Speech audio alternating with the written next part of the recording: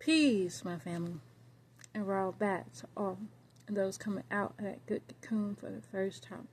Welcome. This is your girl, the butterfly, and we about to take off. Let's fly. Just want to send you all that good healing energy your way. Peace, love, happiness, harmony, and abundance. Hope you guys out there keeping your mind right in that good 9 mind. How y'all feeling today? Hope you guys most definitely moving up in your higher natures and cleansing the lows. Oh man, because it is time. Alright now. So I came on here today to share another clip from our master teacher's book called L's Holy Injiyl, the Book of Revelations. This right here will certainly help you on this good journey within. So with that being said, let's continue. And I left off at we're going over the 3 realms, 3 worlds. And again, I'm just going to go over it again. And it goes like this. Okay. Lahut, the realm of the Most High. Malachi, the realm of the angelic beings. And Anunnaki, Elohim. Then we have Nasut, which is the realm of human beings, which is the realm we're in right now. So, let's go on. Cadman, Adam, Zakar conversed with the Anunnaki in the divine, eloquent language that rightfully should have been known as Adamic. Adamic is the first language after the reconstruction of the planet Earth 2,250,000 years ago. This language is a dialect of cuneiform, which was spoken by the people of Ptah and his wife Aneth, the rulers of the Pygmy tribe. This Pygmy tribe was known as Latalites. And it goes on. This divine language, technically named Adamic, was passed down by Cadman Zakar Adam through his protege, the son of Cadman Zakar Adam, in the praise of Theos Anu, uncovered the secrets of the universe to his sons through this language, which at this time still had no name. Eventually, human beings strayed from the teachings of their father Cadman and submitted to the evils of the disagreeable beings. The sins of human beings became so great that the whole population of planet Earth was overpowered by evil. Thus, the Elohim and Anunnaki found it necessary to destroy human beings from the face of the planet Earth by a great flood, mentioned in Genesis 6:11 through 13. And again, it has a chart here, and it's like this. The elders is at the top. Then you have cuneiform. And then you have Nkeba, and it says cuneiform. And you have Zakar, it says cuneiform, which is the languages you speak. And it's Garrett and Hindu for Zakar, Adam. And then you have them together as Adamites, or Adamic, Aramic, and Soretic, both. And then it goes down to the Semitic, and first after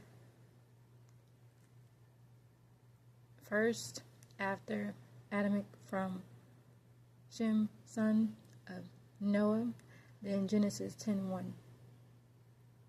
So it breaks down the languages.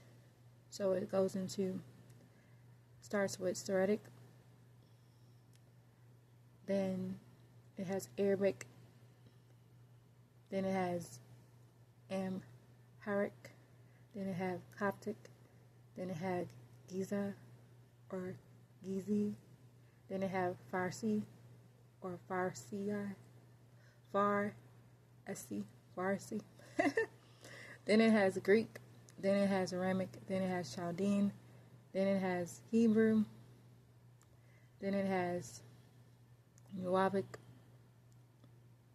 then it has Hindu, Akkadian, Garrett, Urdu, Latin, and then it has English.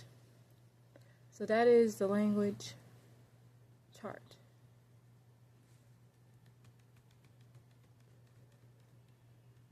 So let's go on.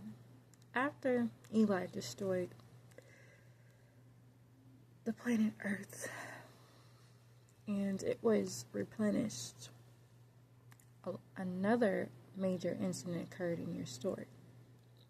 The very mighty warrior named Nimrod, son of Cush, tried to build a launching pad to reach the heavens. Nimrod was a worshiper of Anu. Nimrod, unlike Abraham, who was unaware of the name Anu, due to the fact that people during that time were unworthy to refer to the name Anu. Abraham worshipped the unseen Gahabu. And Nimrod wanted Abraham to worship Anu and himself. Abraham, not having an understanding of ancestral worship, as did Nimrod, refused. Nimrod wanted Abraham to worship Anu, the Most High, known as El, Theos, Allah, or Yahweh.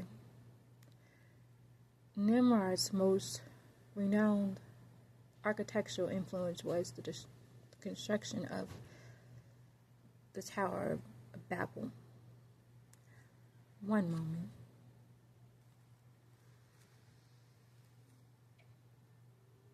Nimrod also had a city named in honor of Anu, called Kelna, meaning fortress of Anu. Genesis 10:10. And so let's go on.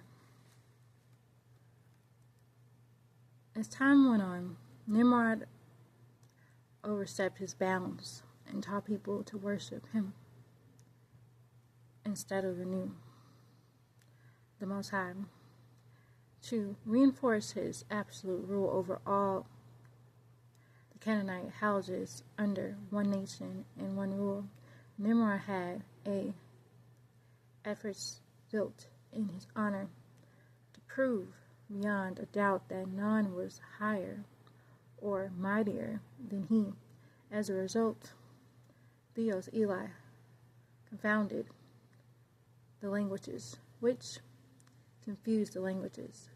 Genesis 11:6-9, and they spoke the same language, but different dialects. Thus, Aramaic Hebrew and Assyric Syriac Arabic are one and the same.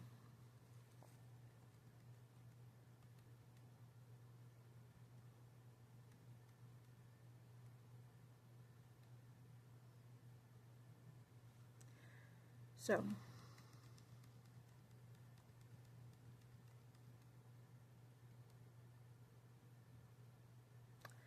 I'm saying all of this to make you see that all these languages came from the same source. They are all the same. It is as if you were speaking English and you met up with someone from Australia, Great Britain, and southern part of the United States, and all of you would be speaking English, but your accents would be different, a different sound, meaning you would have sayings that may be totally confusing to a foreigner who speaks the same language. As in a simple case of the phrase, look out, to you, an American speaking person, you know exactly what it means by this simple statement, right? Question. But suppose you were walking down the street from where you were. You can see a foreigner looking out of a window with a safe dropping down from above the floor. You may yell, "Look out," which to you means get back in the window. Of course, the results would be an accident because the foreigner who doesn't understand what you mean will literally look out of the window. But this example, I'm trying to show you how important it is to know the scriptures and the language that they were revealed in. Without that language, you will never know their true meanings. So let's go on. The question is, what is a seal? And this is Dr. Malachi Zierk's answer. In an American Heritage Dictionary, the word seal means a die or a signet having a raised or incised emblem used to stamp an impression or an receptive substance such as wax or lead. The impression so made, designed to emblem itself belonging and inclusively to the user. A small dish, water or wax, lead, or paper, something such as a commercial hard mark, a substance of wax, puffy, used to close or secure something or prevent leakage or moisture or air, a device that joins two systems, elements such a way as to prevent leakage, a closure as in on a package. So this seal right here, the Greek word for seal is sargos, and it means a seal that is placed on a book or a sonnet ring, that by which anything is confirmed, proved, or authenticated. It can be found 15 times in the New Testament. So according to the Arabic English, the Arabic word for seal is khatam, and from the root word khatama, the word khatama means he sealed or stamped or printed for impressed, namely upon a thing or writing. A book is mentioned like 3 times in the Quran, referred to the Quran 2:7, 87:7, and 6:46, 55:46, and 45:23, 65:28. And so it goes on. The Elohim Anunnaki told both Daniel and John, son of Zebedee, to seal up the book until someone would come who was worthy to open it. Why? Because contained in this book were events, things that had never heard before. Therefore, they didn't possess the ability to explain the meaning behind synonymism and express therein. Daniel 8:26. So the book with the 7 seals is the mother of all scriptures, known as the tablets of destiny in Sumer or Sapphire, located in Paradise, Nibiru. It contained all the scriptures in one. The opening of the 7th seal is mentioned right in the book of Revelations, in chapter 8, verse 1. And it says, "And when the Lamb opened the 7th stamp, there was silence in Orion's skies for half an hour."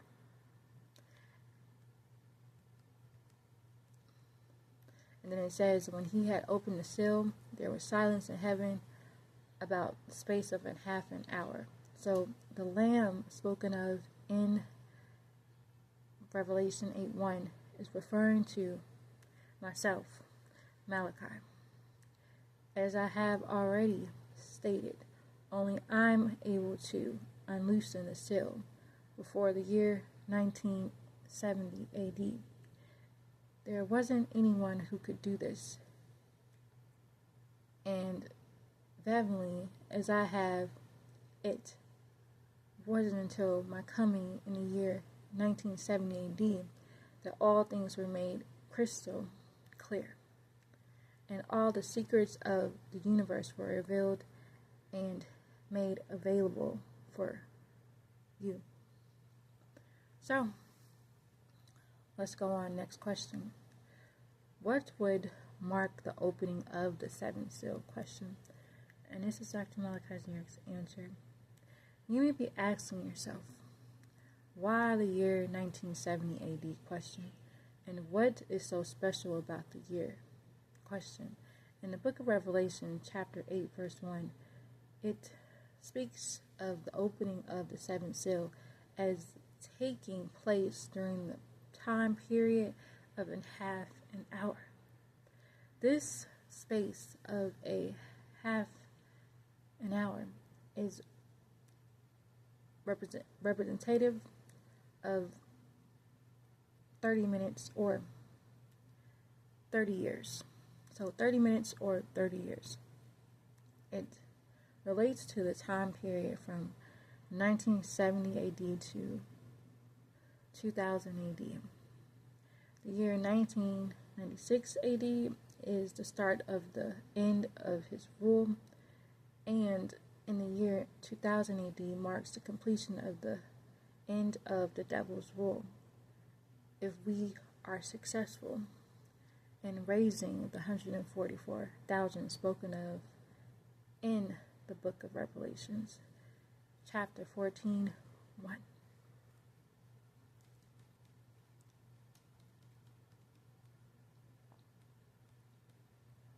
And it says, and I looked,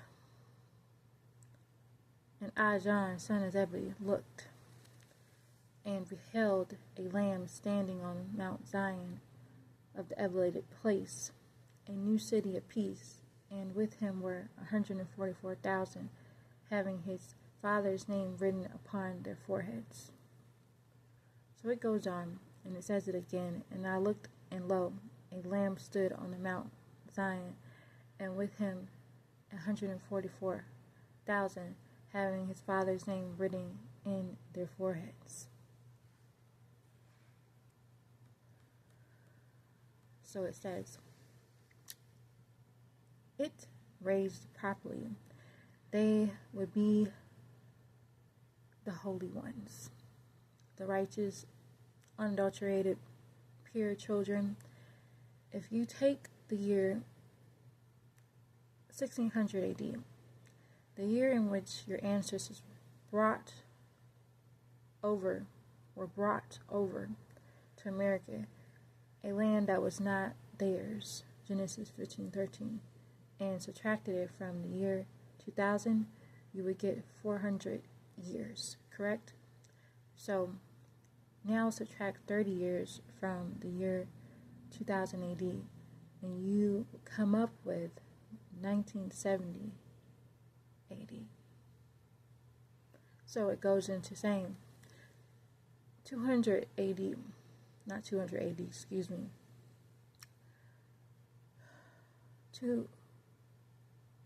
It says 2000 AD, the end of 400 years term of enslavement. Then it has subtracted 600 AD, which is the slave trade began, and then you have 400 years, which is the fulfillment of the prophecy. So let's go on. Daniel was told to shut the book until the end of time. Daniel 12:4. And it says, surely a time of the end is near. So it says, how do you know this? Question. If you turn to Matthew chapter 24, it says that Jesus gave his disciples many signs, which come to place, or which would come to pass. Okay? Here is a list of what these signs were. And this is the list. Wars and rumors of wars. Matthew 24:6. Nations against nation. Luke 21:10. Kingdom against kingdom. Luke 21:10. Famines, pestilence, earthquakes. Matthew 24:7. False prophets and false Christ. Matthew 24:24. Love from one another wax cold. Matthew 24:12. Things will be as in the last days of Noah. Y'all feel him? Genesis 6:13. Matthew 24:36 through 40. Alright now. Let's go on. Theos, Eli, El Elam, Anu, swelled upon me. The Verquan, which is the ability to differentiate between theology or symbolic and the decisive literal portions of the scriptures, and he has given me the Baha or the Bahana, which is the key to unlock the mysteries of the scriptures. This has enabled myself, Dr. Malachi, to explain and interpret the term meaning of the scriptures of Theos anew. So-called Islamic scholars never addressed the Bible until after I did. No one can give a more precise translation of the last and seal of the scriptures. Else Quran, I haven't just translated the Quran, I have given a one moment.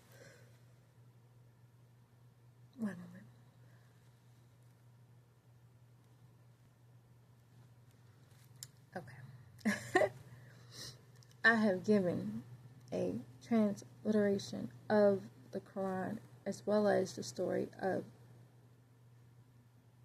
Genesis. The Torah, the 5 books of Moses, the book of Malachi, a word-for-word literal translation so that an English-speaking person as yourself would be able to understand the Quran and the story of Genesis almost as much as an Arabic and Hebrew speaking person. In fact, better. So, okay. And that is the end of his answer. So, I'm going to leave it at that for now. If you have any questions, you can leave it in the comment section. I'll be happy to answer. And on that note, I hope you know that you are loved beyond this world. I hope you know that. Begin to spread the love one to another and be that peace. You know?